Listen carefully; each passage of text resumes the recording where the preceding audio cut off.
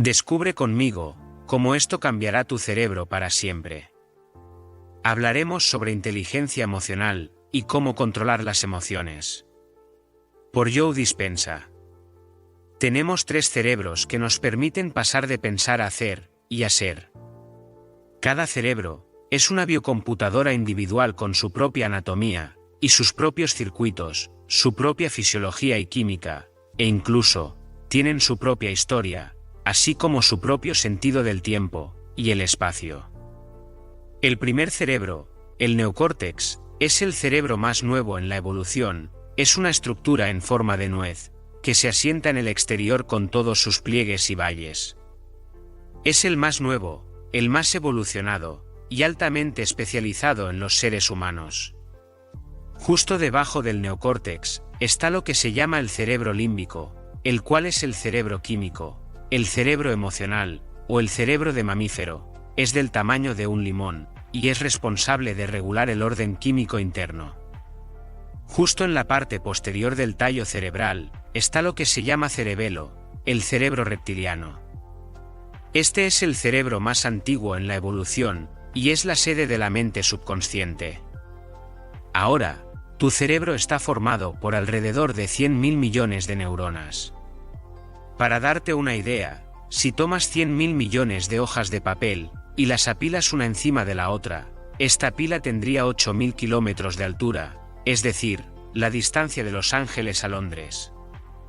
Las células nerviosas poseen la capacidad única de almacenar y comunicar información entre sí. Por lo que tu neocórtex, el cerebro pensante, es el asiento de tu conciencia. Justo ahora me estás escuchando con tu neocórtex. Lo que le encanta hacer al neocórtex es recopilar información.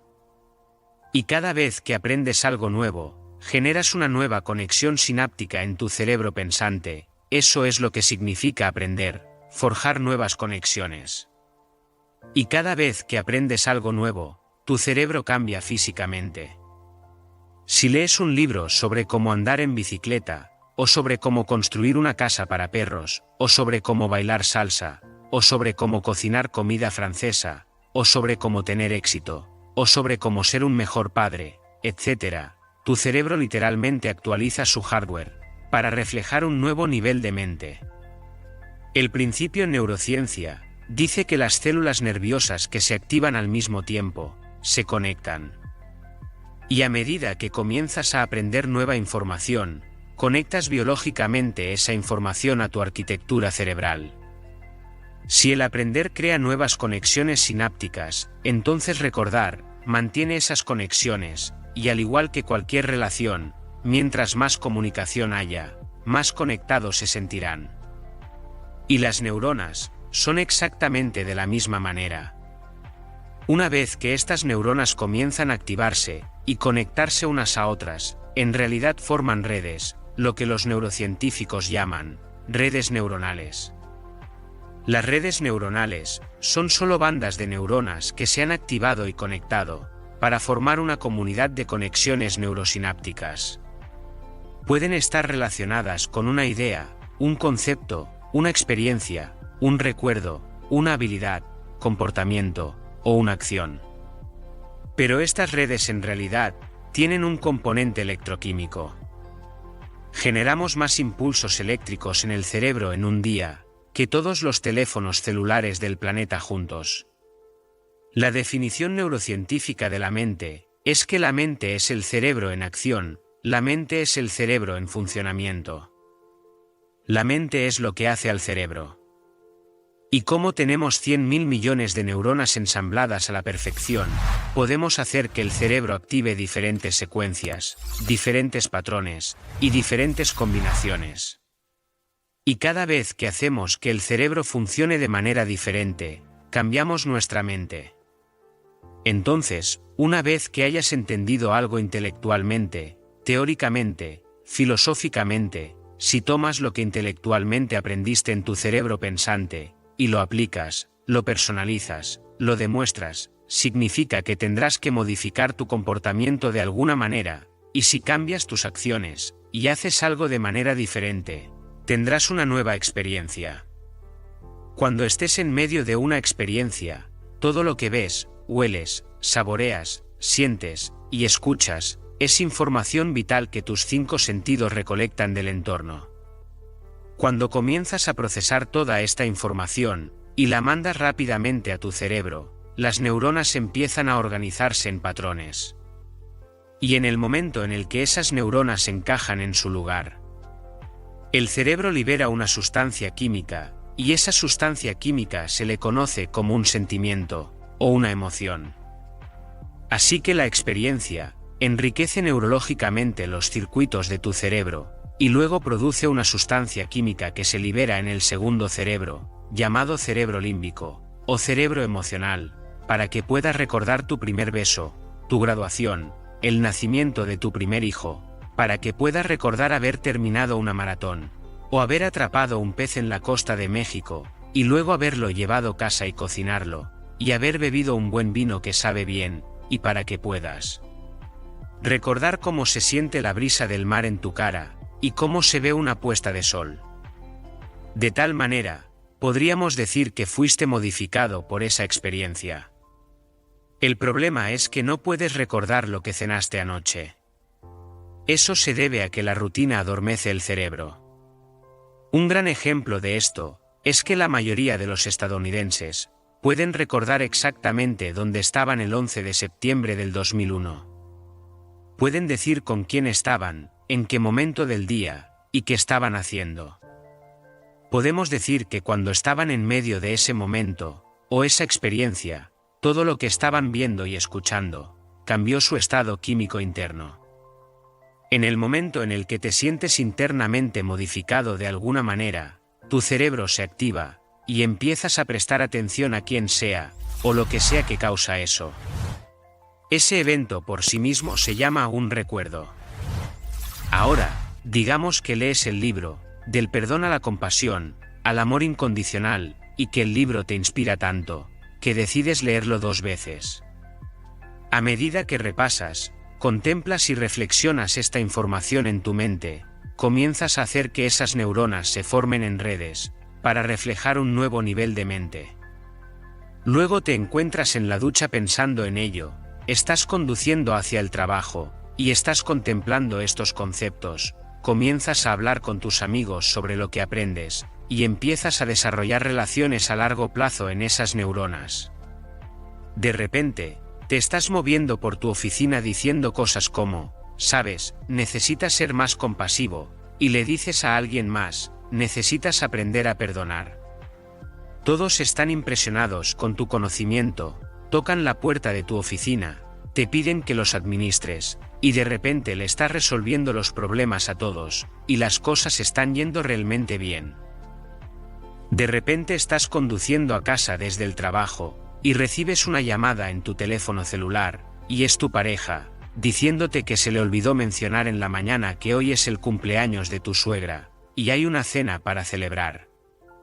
Entonces te detienes a un lado de la carretera, y piensas, odio a mi suegra, ella hirió mis sentimientos hace 10 años, y cuenta las mismas historias, una y otra vez, y comienzas a recordar que tienes algunos momentos del pasado con tu suegra, bastante estresantes, que te marcaron emocionalmente.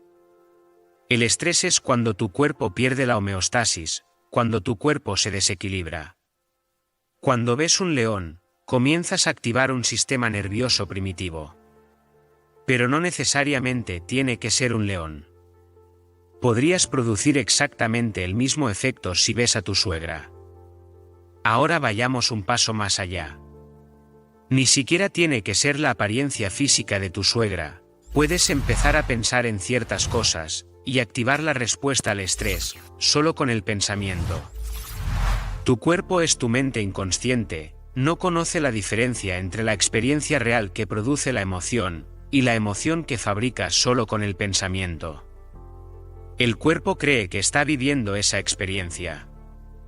Cuando el cerebro límbico comienza a mezclar neuropéptidos, empieza a activar los centros hormonales, y con eso obtienes una ráfaga de energía, para prepararte para este evento, sea real o imaginado. Y en el momento en el que esto sucede, eres modificado de alguna manera. La reacción de lucha o huida del sistema nervioso hace que tus pupilas se dilaten, que tu boca se seque un poco, que de repente tu frecuencia cardíaca y tu frecuencia respiratoria comiencen a cambiar y envía sangre a tus extremidades. Así que ahora estás preparado para luchar contra tu suegra, o no llegar nunca a la cena. Es quedarse y correr, o quedarse y pelear. Lo que una vez fue altamente adaptable, de repente ahora es inadaptable, porque cuando activamos la respuesta al estrés, y no podemos apagarla, nos encaminamos hacia las enfermedades. Así que estás detenido a un lado de la carretera, y luego piensas, yo leí un libro sobre la compasión, maldita sea, y cuando comienzas a pensar en lo que tienes que hacer, sucede algo muy natural, comienzas a pensar en lo que estabas pensando, empiezas a prestar atención a cómo estás reaccionando, empiezas a notar cómo te sientes, y ese concepto en neurociencia se llama metacognición.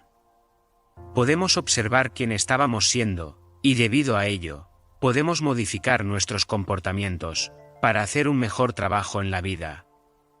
El lóbulo frontal es el asiento de tu conciencia, es el hogar del tú y del yo.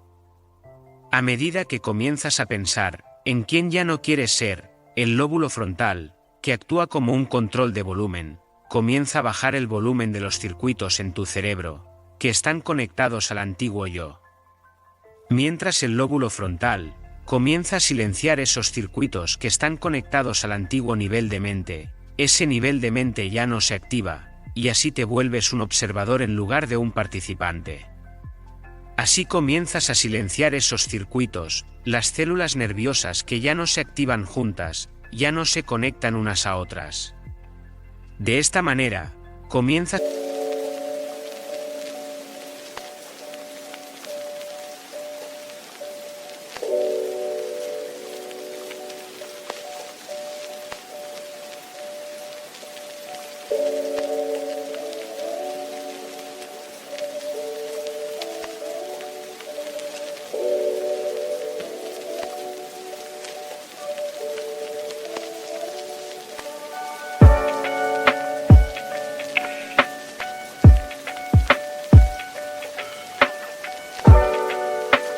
a romper biológicamente los circuitos en tu cerebro, que están conectados al viejo yo y a la vieja mente. Mientras estás detenido a un lado de la carretera, piensas, ¿qué conocimiento podría aplicar en esta situación, de lo que aprendí en el libro? Y cuando comienzas a planificar tus acciones, comienzas a pensar en una nueva forma de ser, y comienzas a ponerte en la ecuación, tu cerebro naturalmente comenzará a activar nuevas secuencias, y nuevos patrones, y nuevas combinaciones. Cada vez que haces que tu cerebro funcione de manera diferente, cambias tu mente, porque la mente es el cerebro en acción, y a medida que el cerebro comienza a activarse de manera diferente, produces un nuevo nivel de conciencia, las células nerviosas, que se activan al mismo tiempo, se conectarán.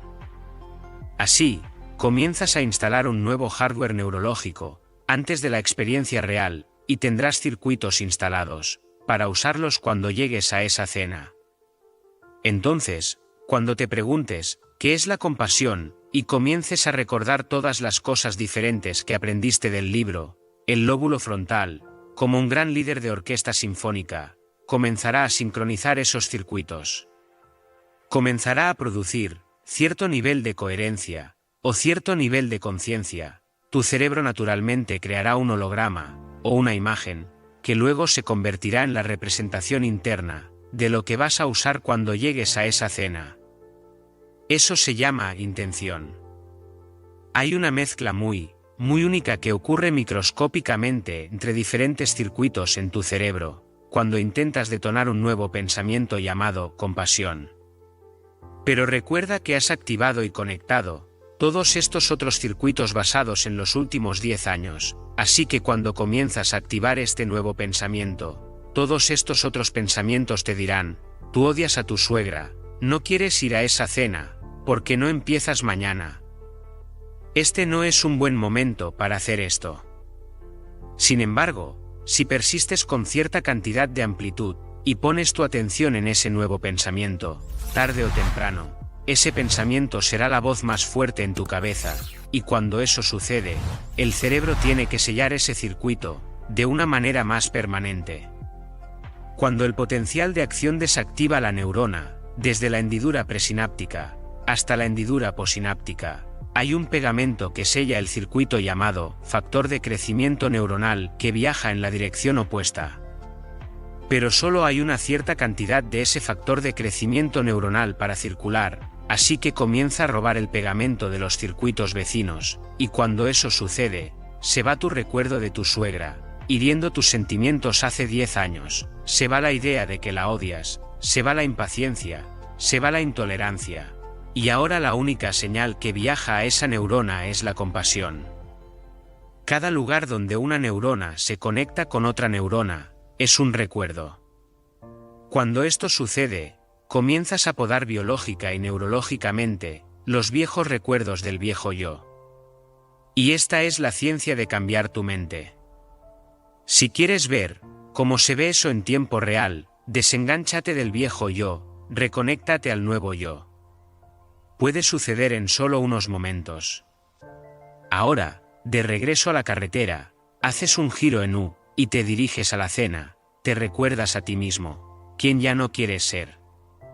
Silencias esos circuitos en el cerebro, comienzas a pensar en quién en realidad quieres ser, basado en el conocimiento que has aprendido. Preparas a tu cerebro a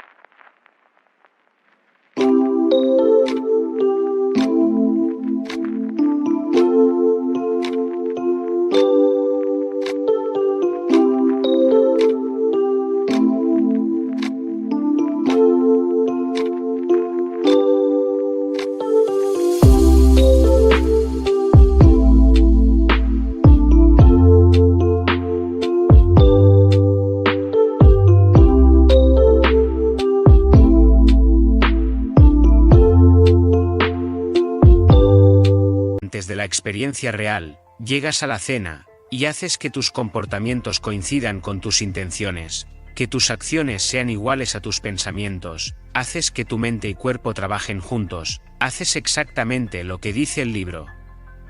En el momento en el que eso sucede, de repente sientes compasión. En el momento en el que tu corazón comienza a abrirse, y sientes compasión, le estás enseñando a tu cuerpo emocionalmente a comprender lo que tu mente entendió intelectualmente. El conocimiento es para la mente, pero la experiencia es para el cuerpo. Cuando comenzamos a experimentar la compasión, personificamos el conocimiento. La palabra se convierte en carne, y el cerebro límbico produce un nuevo lote de péptidos, que envían señales al cuerpo. Así, literalmente comienzas a cambiar tu expresión genética, porque los genes reciben nueva información. Epigenéticamente activamos genes desde el entorno. Así cambias tus tejidos, porque le das instrucciones a tu cuerpo químicamente, para que comprenda lo que tu mente entiende intelectual y filosóficamente. Pero no es suficiente hacerlo una vez, no puedes perdonar a tu suegra una vez, y esperar ser considerada una santa. Tienes que poder repetir la experiencia, tienes que poder hacerlo una y otra vez.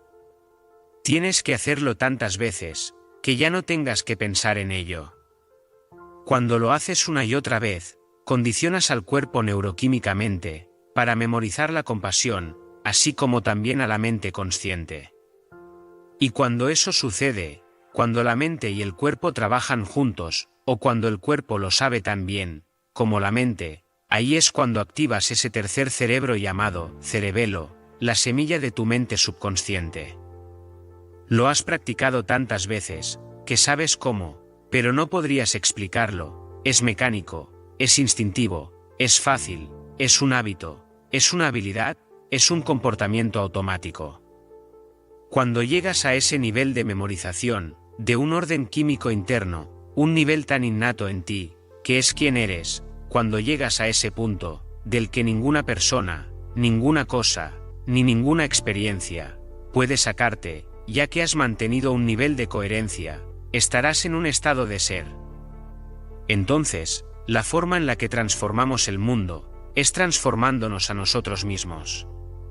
Y cuando estamos en ese estado de ser, le damos permiso a la gente para hacer lo mismo. Es un placer que estés aquí, te invitamos a suscribirte y a activar la campanita para que no te pierdas de nada. Compártelo con alguien especial, o guárdalo para ti. Coméntanos qué tal te pareció, saludos.